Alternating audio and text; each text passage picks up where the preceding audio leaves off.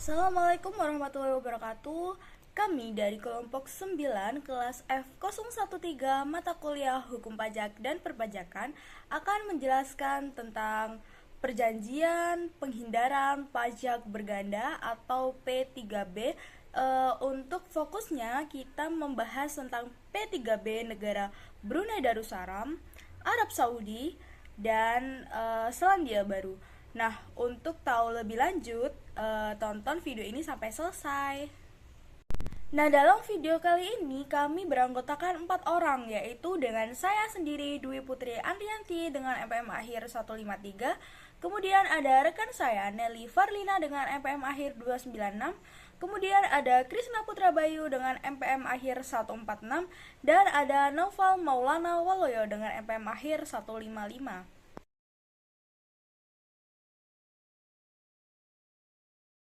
Yang pertama yaitu ruang lingkup pribadi. Perjanjian ini berlaku bagi orang-orang yang merupakan penduduk dan pemerintah dari salah satu atau kedua negara pihak. Yang kedua yaitu pajak yang tercakup. Jenis pajak perjanjian mencakup pajak yang dikenakan oleh masing-masing negara atas pendapatan, baik yang dipungut oleh pemerintah pusat maupun otoritas lokal. Di Indonesia, pajak yang tercakup meliputi pajak penghasilan, termasuk pajak atas keuntungan modal, dividen, bunga, royalti, dan pendapatan lainnya. Sedangkan di Brunei Darussalam, pajak yang tercakup meliputi pajak penghasilan, termasuk pajak atas keuntungan yang dihasilkan oleh badan usaha dan individu. Selanjutnya yaitu definisi umum. Yang pertama, istilah negara. Indonesia mencakup wilayah Republik Indonesia termasuk zona ekonomi eksklusif dan landas kontinen. Sedangkan Brunei Darussalam mencakup wilayah Brunei termasuk zona ekonomi eksklusif dan landasan kontinen sesuai hukum internasional. Kedua, pengertian orang meliputi individu, badan hukum, perusahaan, dan entitas lainnya. Ketiga, penduduk. Definisi masyarakat mencakup setiap individu atau badan yang dianggap sebagai penduduk suatu negara berdasarkan hukum domestiknya. Keempat, badan usaha meliputi perusahaan, badan hukum, asosiasi, atau entitas lain yang dianggap sebagai badan usaha. Kelima, otoritas kompeten. Di Indonesia, Menteri Keuangan atau perwakilannya, sedangkan di Brunei Darussalam, Menteri Keuangan atau perwakilannya. Selanjutnya yaitu residen. Ketentuan khusus untuk individu. Jika individu dianggap sebagai residen di kedua negara, status residen ditentukan berdasarkan yang pertama yaitu tempat tinggal tetap, hubungan pribadi dan ekonomi yang lebih erat, dan tempat biasa tinggal. Selanjutnya yaitu ketentuan untuk badan hukum. Jika badan hukum dianggap sebagai residen di kedua negara, statusnya ditentukan berdasarkan tempat kedudukan manajemen efektif. Selanjutnya yaitu bangunan tetap. Istilah tempat usaha tetap terutama meliputi kantor cabang, pabrik, bengkel, dan gudang, lokasi penambangan, sumur minyak atau gas, lokasi atau tempat eksploitasi sumber daya alam lainnya. Selanjutnya yaitu proyek konstruksi atau instalasi. Proyek konstruksi, pemasangan, atau kegiatan pengawasan yang berlangsung lebih dari periode tertentu, misalnya 6 atau 12 bulan, dianggap sebagai bangunan tetap. Selanjutnya, kegiatan yang tidak menimbulkan bangunan tetap. Fasilitas yang hanya digunakan untuk penyimpanan, pameran, atau pengiriman barang, pemeliharaan stok barang untuk penyimpanan, pameran, atau pengiriman, pengadaan barang atau jasa untuk keperluan usaha, dan kegiatan yang bersifat persiapan atau pendukung. Yang terakhir yaitu agen yang menimbulkan bangunan tetap. Seorang agen dianggap menciptakan bangunan tetap jika ia memiliki izin untuk memiliki kontrak atas nama perusahaan dan secara rutin melakukannya. Selanjutnya yaitu penghasilan dari harta tak bergerak. Definisi harta tak bergerak mengacu pada definisi berdasarkan hukum negara tempat harta tersebut berada, termasuk tanah, bangunan, hak terkait penggunaan tanah, hak atas hasil alam, serta peralatan yang digunakan dalam eksploitasi sumber daya alam. Penghasilan dari harta tak bergerak termasuk penghasilan dari pertanian, kehutanan, atau penggunaan langsung harta tak bergerak dapat dikenakan pajak di negara tempat harta tersebut berada. Selanjutnya yaitu keuntungan usaha. Hak pemajakan. Keuntungan usaha yang dikenakan pajak hanya di negara tempat wajib pajak berdomisili, kecuali jika usaha dilakukan melalui bangunan tetap di negara lain. Perhitungan keuntungan. Hanya keuntungan yang berasal dari bangunan tetap tersebut yang dapat dikenakan pajak di negara lain. Selanjutnya, transportasi internasional. Keuntungan dari pengoperasian kapal atau pesawat dalam transportasi internasional hanya dikenakan pajak di negara domisili perusahaan. Selanjutnya, pengiriman dan angkutan udara. Keuntungan dari pengoperasian kapal laut dan pesawat udara dalam transportasi internasional hanya dikenakan pajak di negara tempat perusahaan berdomisili. Keuntungan meliputi dari pengoperasian langsung, penyewaan kapal atau pesawat, dan kegiatan lainnya yang berkaitan dengan transportasi internasional. Selanjutnya yaitu bagian perusahaan yang berkaitan. Jika dua perusahaan di negara berbeda memiliki hubungan istimewa seperti kepemilikan atas kendali bersama, keuntungan salah satu perusahaan dapat disesuaikan sesuai prinsip kewajaran. Penyesuaian dilakukan untuk memastikan bahwa transaksi antara perusahaan terkait mencerminkan kondisi yang sama seperti transaksi antara pihak independen. Jika penyesuaian ini menimbulkan pajak berganda, otoritas yang kompeten di kedua negara dapat berdiskusi untuk menyelesaikan masalah tersebut. Selanjutnya, dividen. Dividen yang dibagikan oleh perusahaan yang terdaftar di satu negara kepada pemegang saham yang berdomisili di negara lain dapat dikenakan pajak di negara sumber, namun dengan tarif yang dibatasi. Tidak boleh melebihi 10% dari jumlah bruto dividen. Nah, di sini saya akan menjelaskan kelanjutan dari P3B Brunei Darussalam, yaitu tentang kepentingan. Nah, di mana kepentingan ini merupakan pendapatan bunga yang diterima oleh penduduk salah satu negara. Nah, biasanya dikenakan tarif pajak yang lebih rendah di negara sumber. Nah, tarif maksimumnya yaitu 10% sampai 15%. Nah, dikecualikan jika bunga tersebut diterima oleh pemerintah atau lembaga tertentu yang diakui. Nah, ini biasanya tidak dikenakan pajak di negara sumber. Kemudian royalti. Nah, royalti yang diterima dari penggunaan atau hak untuk menggunakan kekayaan intelektual atau aset tertentu akan dikenakan tarif pajak terbatas di negara sumber. Nah, seringkali berkisar sekitar 10 sampai 15%. Nah, namun royalti untuk penggunaan aset alam, film, atau perangkat lunak dapat memiliki tarif yang berbeda sesuai dengan perjanjian.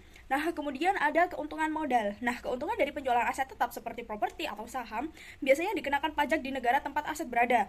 Kecuali keuntungan dari penjualan saham dalam perusahaan yang mayoritas asetnya berupa properti tidak bergerak dapat dikenakan pajak di negara asal tersebut. Kemudian ada layanan pribadi mandiri, termasuk dokter, pengacara, arsitek, dan profesional independen lainnya. Nah, ketentuan pajaknya adalah penghasilan dari layanan ini hanya dikenakan di pajak negara asal, kecuali jika ada permanent establishment atau PE di negara lain. Kemudian ada layanan mandiri, layanan pribadi yang bergantung seperti gaji, upah, kompensasi, dan lainnya. Nah, ketentuan pajaknya yaitu penghasilan ini biasanya dikenakan di negara tempat kerja dilakukan, kecuali durasi tinggal di negara tersebut tidak melebihi 183 hari dalam 12 bulan. Kemudian biaya direktur, di mana ketentuan pajaknya adalah biaya yang diterima oleh direktur biasanya dikenakan pajak di negara tempat perusahaan tersebut terdaftar. Oke, selanjutnya adalah seniman dan aset, di mana ketentuan pajaknya adalah pendapatan dari aktivitas profesional di negara lain, dikenakan pajak di negara tempat aktivitas tersebut dilakukan tanpa memandang durasi tinggal. Kemudian ada pensiun, di mana ketentuan pajaknya, pensiun dan manfaat lainnya biasanya dikenakan pajak di negara asal penerima, kecuali ditentukan lain dalam perjanjian. Kemudian ada layanan pemerintah, di mana ketentuan pajaknya yaitu penghasilan dari layanan yang diberikan oleh pemerintah, baik gaji atau manfaat lainnya biasanya hanya dikenakan pajak di negara asal pemerintah yang membayar. Kemudian ada pendapatan pemerintah, di mana ketentuan pajaknya yaitu pendapatan dari aktivitas pemerintah seperti bantuan resmi atau proyek antar negara biasanya dibebaskan dari pajak dari negara sumber.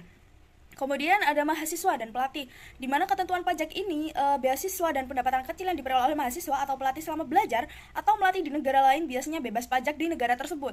Kemudian guru, di mana ketentuan pajaknya yaitu guru atau peneliti yang berada di negara lain untuk periode tertentu biasanya juga tidak dikenakan pajak atas pendapatan mereka. Nah, ini juga tergantung dengan perjanjian. Kemudian ada penghasilan lainnya, di mana ketentuan pajaknya yaitu penghasilan yang tidak secara spesifik disebutkan dalam perjanjian akan dikenakan pajak di negara asal penerima, kecuali negara sumber memiliki hak untuk memajaki sesuai dengan aturan domestiknya.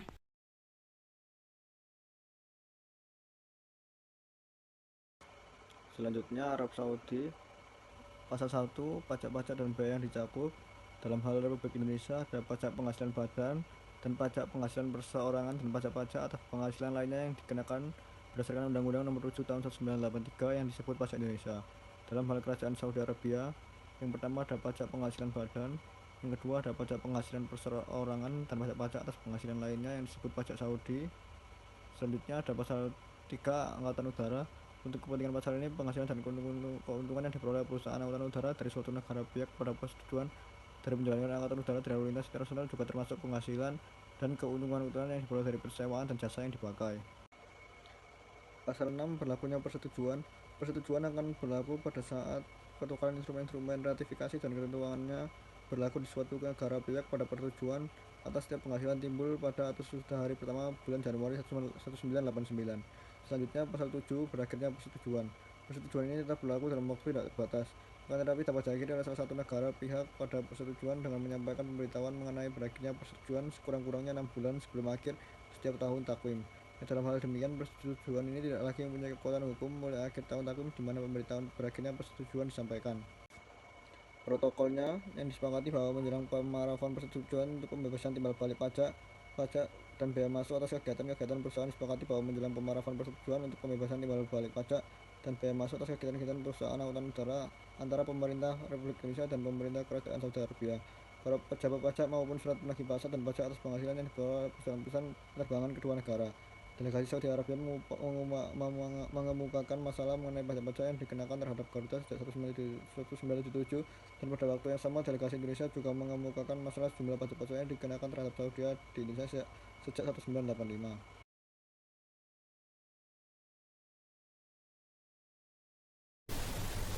Bagian selanjutnya ini memasuki bagian tax treaty antara Turki dengan Indonesia. Di sini kami mengambil 4 pasal yang sekiranya esensial untuk membahas hal tersebut.